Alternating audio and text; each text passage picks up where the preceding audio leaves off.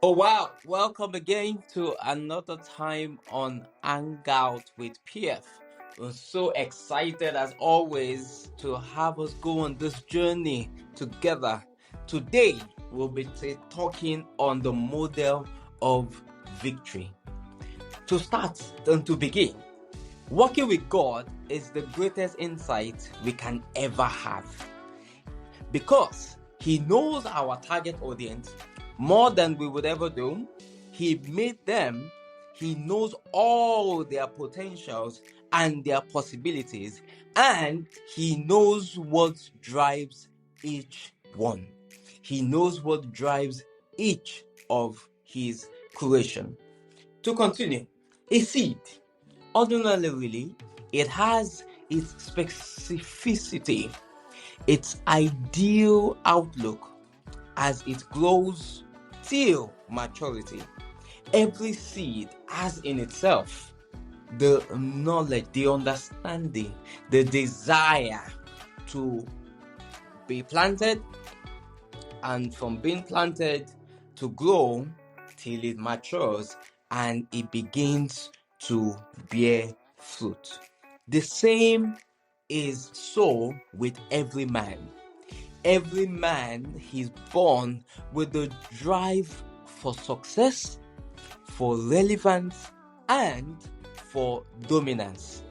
Tell me any man that you know, even from their cradle days, those three things are the reality: success, relevance, and also dominance.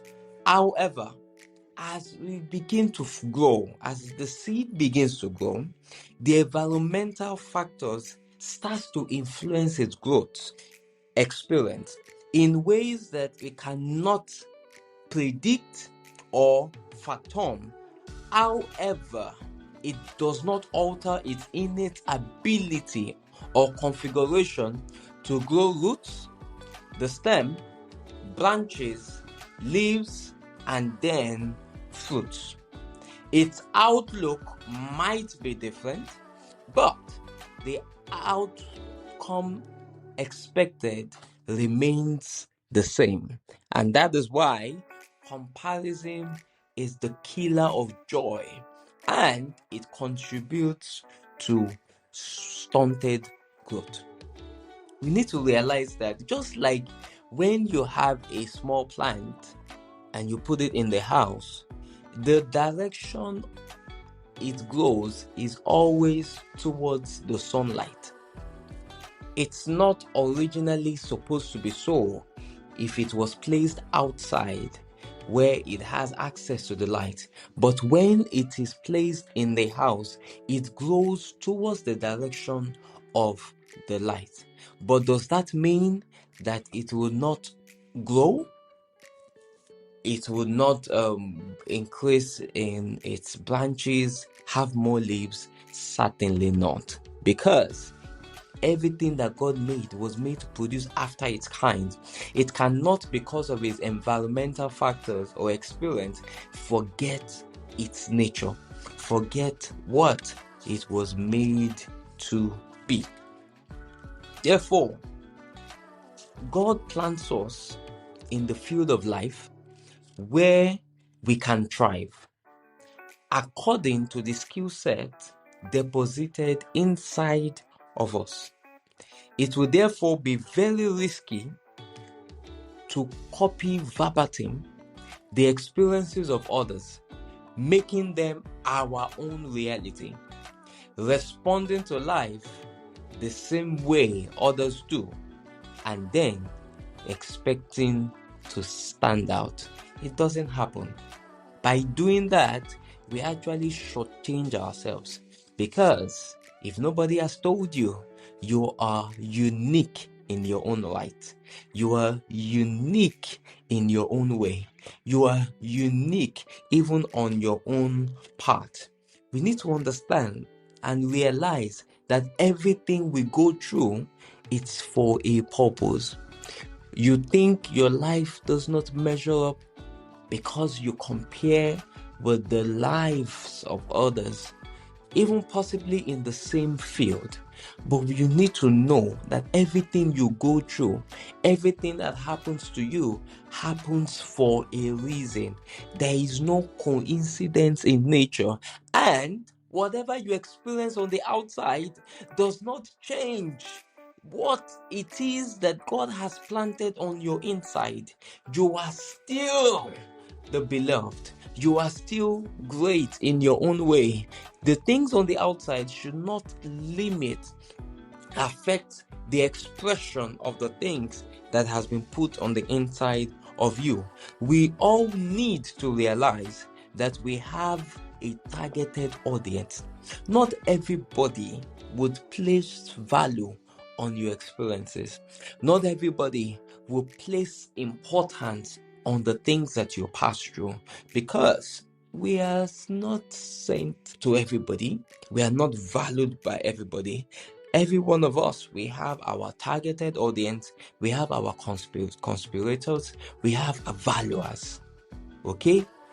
No matter how stunted the growth of a tree is, it still brings forth fruit. No matter the experiences, no matter what it passes through, it still brings forth fruit. So, for example, look at the tree, the watermelon tree, for example. Its fruit doesn't hang so high in the air. Why? Mainly, probably because of its size. The bigger its size, the more the gravitational pull of it. And realize that the watermelon is very fragile. When it falls from a particular height, the moment it makes contact with the ground, it splits open. But you can't then now compare it with the apple or the orange, that its tree grows high up. When it falls, it still remains the same. It retains its shape.